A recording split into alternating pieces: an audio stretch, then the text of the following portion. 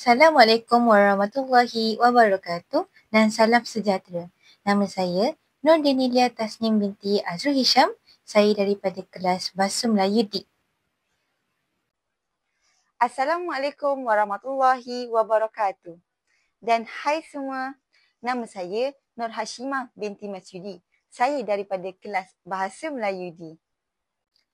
Dan saya Nur Ashki binti Ismail yang akan bersama-sama dengan rakan-rakan saya untuk membincangkan tajuk kita pada hari ini.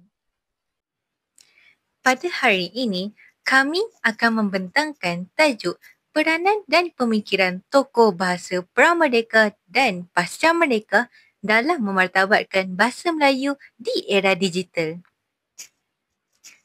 Bahasa Melayu merupakan bahasa yang telah mengakar dalam sejarah peradaban bangsa sejak berabad lamanya.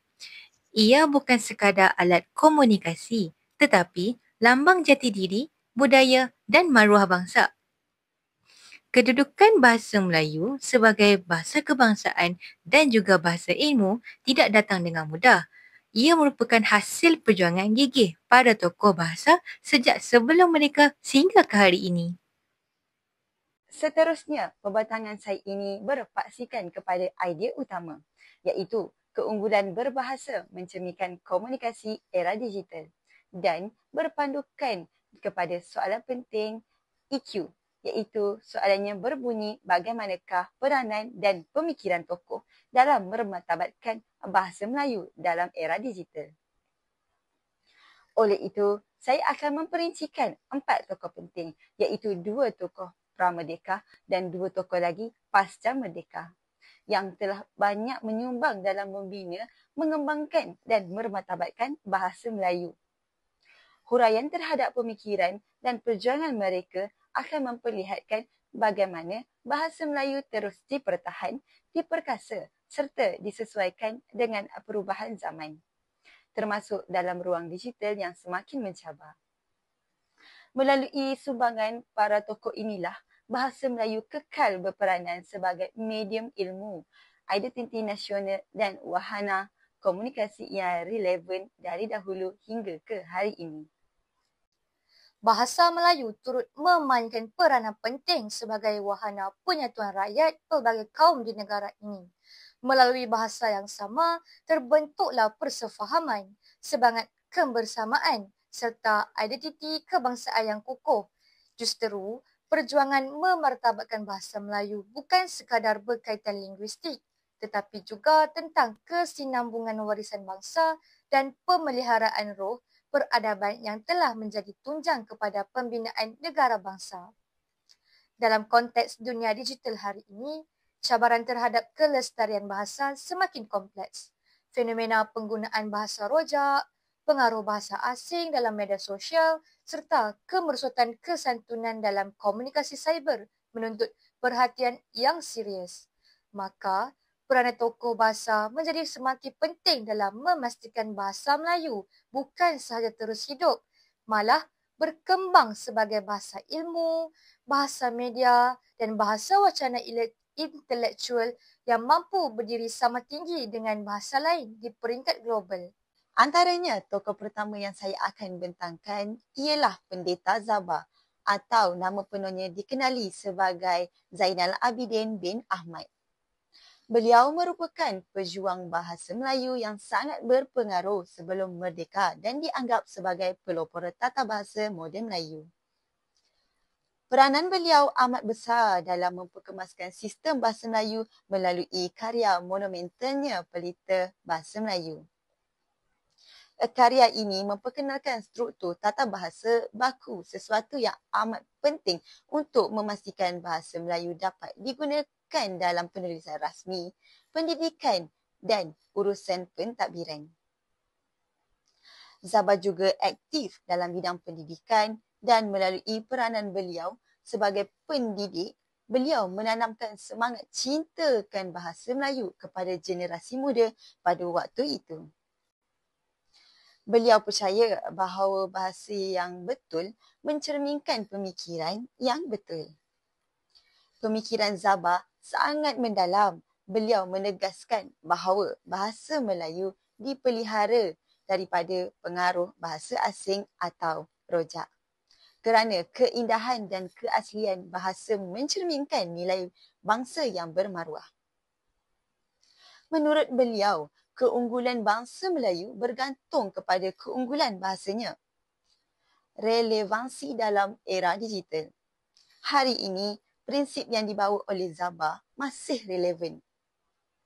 Di media sosial, kita sering lihat penggunaan bahasa yang bercampur aduk dan tidak gramatis. Jika kita kembali kepada prinsip tata bahasa Zaba, iaitu penggunaan bahasa yang betul, sopan dan jelas, komunikasi digital akan menjadi lebih bermakna dan mencerminkan kecerdikan pengguna bahasa itu sendiri. Seterusnya, tokoh kedua yang saya ingin bincangkan ialah Gerakan Asas 50, iaitu kumpulan sastrawan dan pejuang bahasa yang berjuang melalui pena dan karya. Peranan mereka amat penting dalam menyemarakkan semangat nasionalisme bahasa melalui slogan terkenal mereka iaitu seni untuk masyarakat. Asas 50 memperjuangkan agar bahasa Melayu dijadikan bahasa kebangsaan dan bahasa ilmu selepas penjajahan. Mereka percaya bahawa kemerdekaan bangsa tidak akan sempurna tanpa kemerdekaan bahasanya. Bahasa ialah bangsa dan melalui karya sastra, penulisan dan perdebatan ilmiah, mereka menyatukan rakyat melalui bahasa Melayu. Pemikiran mereka, bahasa Melayu bukan sahaja alat komunikasi, tetapi wadah perjuangan intelektual dan simbol perpaduan rakyat. Mereka menolak pandangan bahawa bahasa Melayu hanya sesuai untuk percakapan harian. Sebaliknya, mereka mahu bahasa Melayu menjadi bahasa ilmu sains dan pentadbiran. Relevansi era digital, semangat asas 50 perlu diteruskan dalam dunia digital. Dalam media sosial, blog, laman web dan video digital, penggunaan bahasa Melayu harus menulis dan bertutur dengan bangga, bukan rasa rendah diri. Bahasa Melayu mesti terus menjadi bahasa ilmu dan komunikasi bermaruah walaupun di ruang maya. Kita beralih pula pada tokoh era pasca merdeka. Tokoh pertama era pasca merdeka yang saya pilih ialah Tun Dr. Awang Had Saleh, seorang tokoh pendidik dan bahasa yang banyak berjasa dalam memperkukuh kedudukan bahasa Melayu selepas merdeka. Peranan beliau ialah beliau memainkan peranan besar dalam menyusun kurikulum bahasa Melayu di sekolah dan universiti. Tun Awang Had Saleh melihat bahasa bukan sekadar alat komunikasi tetapi sebagai instrumen pembangunan bangsa. Melalui sistem pendidikan, beliau memastikan bahasa Melayu menjadi bahasa pengantar utama dalam pembelajaran dan penyelidikan di Malaysia. Seterusnya, pemikiran beliau ialah beliau berpendapat bahawa bahasa Melayu harus berkembang seiring kemajuan ilmu dan teknologi. Beliau juga berpendapat bahawa pengajaran bahasa tidak boleh statik tetapi mesti mengikut perubahan zaman termasuk kemajuan dalam bidang komunikasi dan pendidikan digital. Melalui relevansi era digital hari ini, pendekatan beliau boleh dilihat melalui penggunaan platform pembelajaran digital seperti Google Classroom, e-learning dan MOOCs dalam pengajaran bahasa Melayu. Jika dahulu beliau memperjuangkan bahasa di bilik darjah, kini perjuangan itu diteruskan melalui ruang cyber dan platform dalam talian. Tokoh seterusnya yang menjadi pujaan hati saya ialah Profesor Emeritus Datuk Dr. Nik Safia Karim, tokoh linguistik wanita paling tersohor di Malaysia. Beliau dikenali sebagai penulis utama Tata Bahasa Dewan, karya rujukan utama Bahasa Melayu Moden. Peranan beliau ialah beliau berkhidmat lama dengan Dewan Bahasa dan Pustaka iaitu DBP dan melalui penulisan serta penyelidikannya, beliau memperkaya bidang linguistik dan tata bahasa Bahasa Melayu. Nik Safia Karim juga giat memperjuangkan penggunaan bahasa Melayu standard dalam media, pendidikan dan komunikasi rasmi. Pemikiran beliau ialah bahasa Melayu perlu berkembang sejajar sebagai bahasa ilmu sejagat, bukan hanya untuk bangsa Melayu. Beliau percaya bahawa bahasa yang moden mesti mampu menyesuaikan diri dengan istilah baharu dalam bidang sains, teknologi dan digital. Melalui relevansi era digital pula, pemikiran ini amat penting pada waktu sekarang. Dalam dunia digital, banyak istilah teknologi seperti AI, algoritma dan cyber security perlu diterjemah dan diolah dengan tepat dalam bahasa Melayu. Peranan beliau mampu membuka ruang kepada pembentukan kosakata moden yang menjadikan bahasa Melayu relevan di dunia global dan mata masyarakat.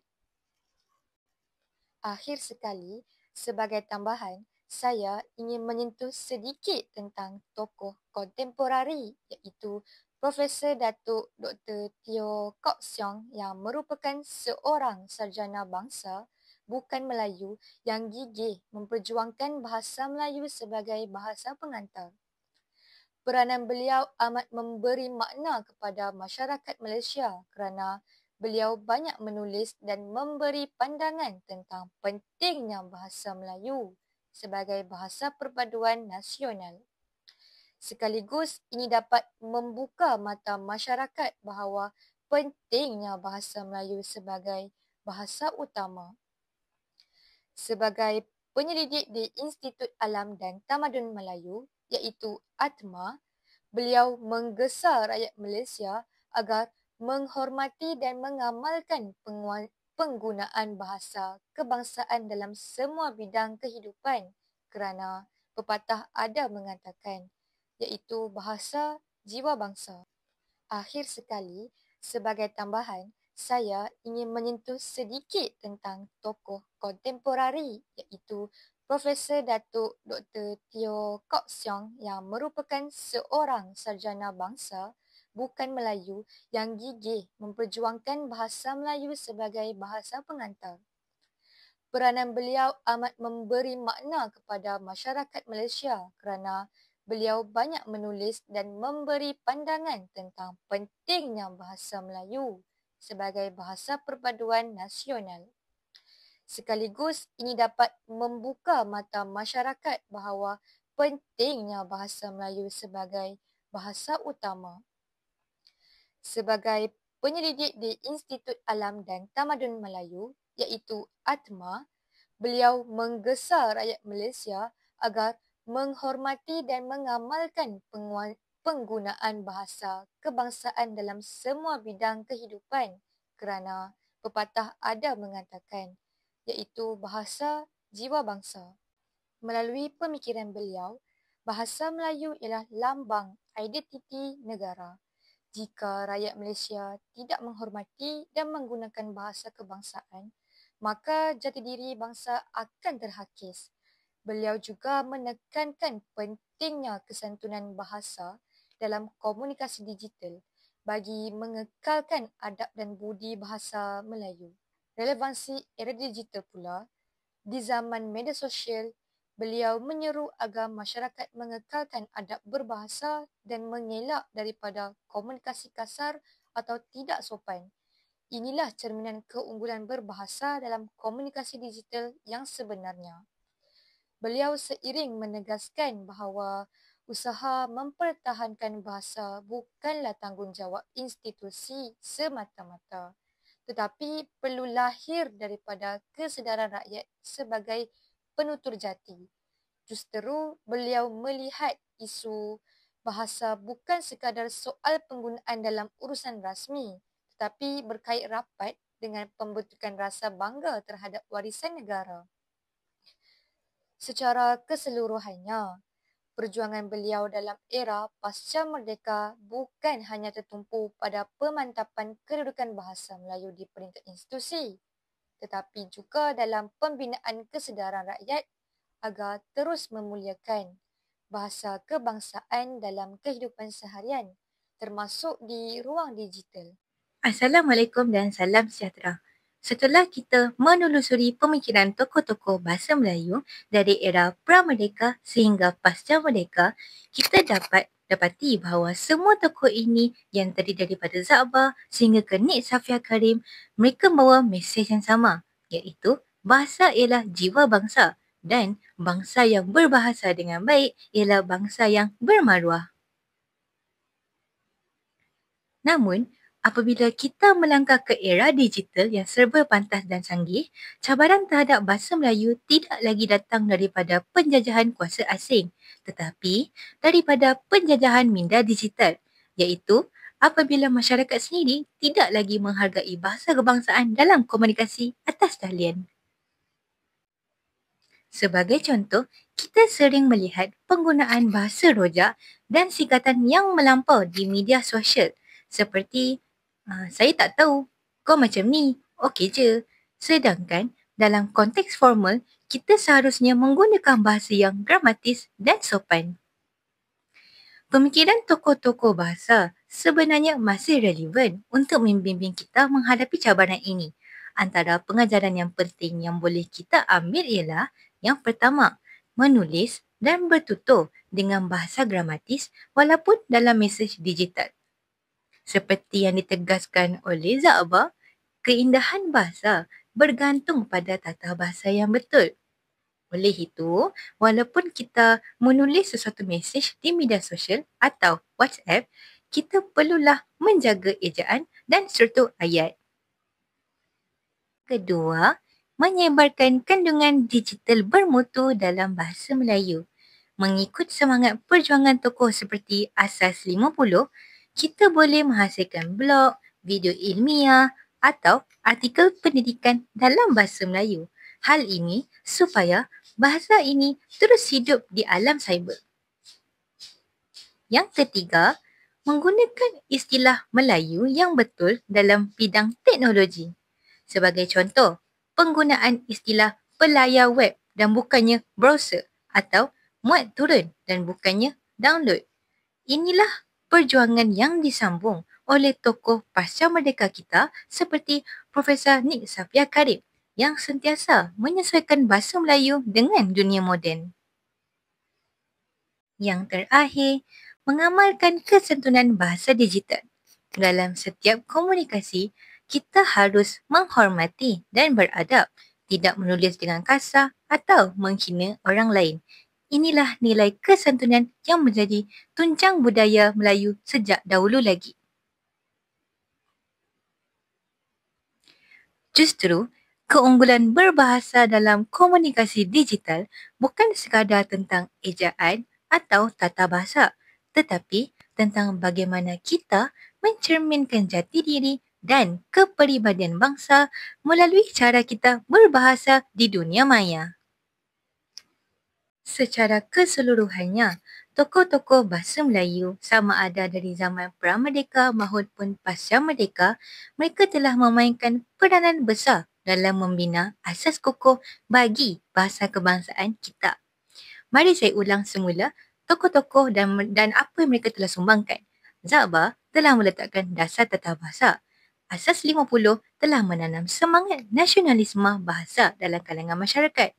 Tung Awang Had Saleh telah memperkukuhkan dasar pendidikan bahasa dan Nik Safia Karim telah menyesuaikan bahasa Melayu dengan dunia moden serta teknologi. Kini, tanggungjawab itu berpindah kepada kita, rakyat Malaysia, generasi digital untuk meneruskan perjuangan ini di ruang cyber dan media sosial. Bahasa Melayu bukan sekadar alat komunikasi, tetapi cerminan, pemikiran dan kepribadian bangsa. Oleh itu, marilah kita menjadi pengguna bahasa yang berilmu, beradab dan berbangga dengan bahasa kita sendiri. Kita perlu pastikan bahasa Melayu terus hidup, bermartabat dan relevan dalam setiap medium termasuk di dunia digital. Sekian wabillahi taufiq wal hidayah. Assalamualaikum warahmatullahi wabarakatuh. Terima kasih.